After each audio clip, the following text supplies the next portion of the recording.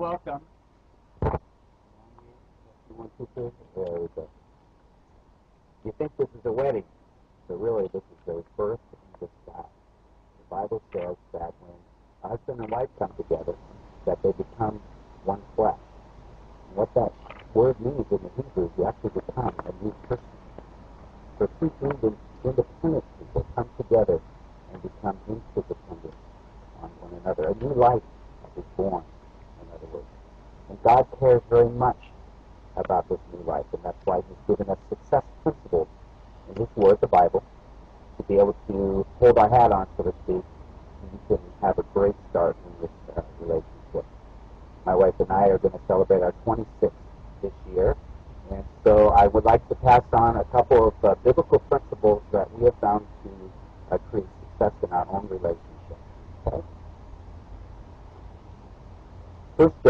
First, I'd like to share with you from the Scriptures is 1 Corinthians 3:16. Don't you know that you yourselves are God's temple, and that God's Spirit lives within you? The first of all, I'd like you to remember about this is that bring your best self to God's temple, and that means holistically everything. You're mentally, physically, relationally, emotionally. You want to be dedicated to bringing your best self to this marriage and growing always. So always dedicate yourself to being a lifelong learner, because you owe it to your spouse to bring your best self to this marriage. Gary Chapman talks in his book about the 5 love languages. And if you haven't read that, it's a great book. And he talks about this one principle, and that is having a love bank toward one another. Romans 12:10 tells us this: be devoted to one another, brotherly love.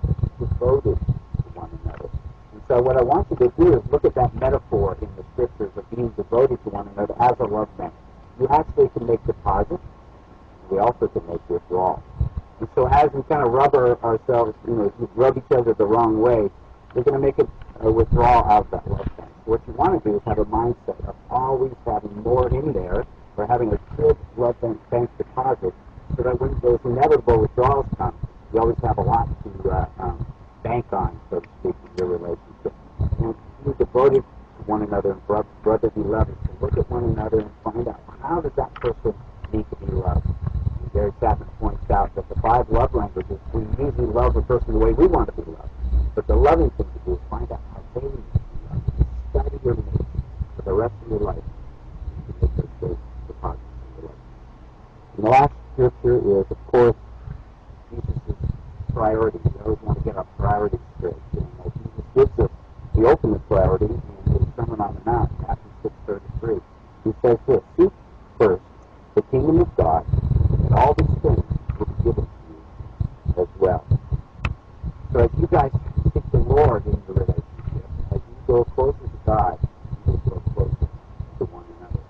Because as God's creation, He is the one who has a blueprint for your life. And if you tap into that blueprint, you'll find that in His Word, the Bible, God's principles for your life. You inevitably will grow closer to one another because of the Christ-likeness that you emulate as your life. Every wedding, the centerpiece of a wedding, if you will, is the vows. And some people poo-poo marriages and they say, it's nothing but a scrap of paper. But it's much more than a scrap of paper. I mean, think about it. The Constitution of the United States is a scrap of paper. It's what it represents. And what this wedding represents is your vows to one another. And you promise before all these people, even on the internet, so I understand, and also you promise before God. And so I'd like you to repeat the vows to one another. Rusty, we're going to start with you, and you can repeat after me. I, Rusty, take you, Tricia, to be my wife, to have and to hold from this day forward, for better, for worse, for richer, for poorer, in sickness and in health, to love and to cherish, until we are separated by death. As God is my witness, I give you my promise. Tricia, not Tricia. I, Tricia, take you, Rusty, to be my husband, to have and to hold from this day forward. For better, for worse, for richer, for poorer, in sickness and in health, to love and to cherish, until we are separated by death. As God is my witness, I give you my promise. What we're going to do is, well, the rest of the people enjoy a special number. We're going to allow you guys to have your first communion together. So why don't we step right over here and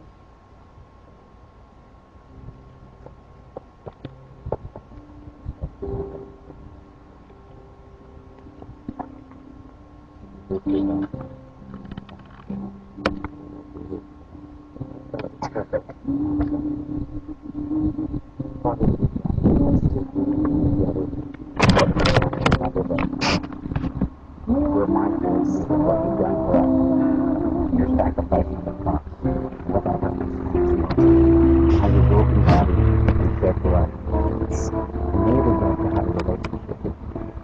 So as Russian officials take the elements today of the bread and the cup that reminds them of that sacrifice, we do this in remembrance of you. First thing I'm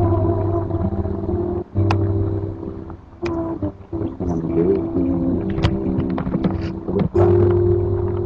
So this can represent the broken body. So let me read a scripture and then we can partake together. Scripture found in 1 Timothy. For I received from the Lord that which I also delivered to you, that the Lord Jesus, on the same night in which he was betrayed, took bread. And when he had given thanks, he broke it and said, "Take, eat. This is my body, which is broken for you. Do this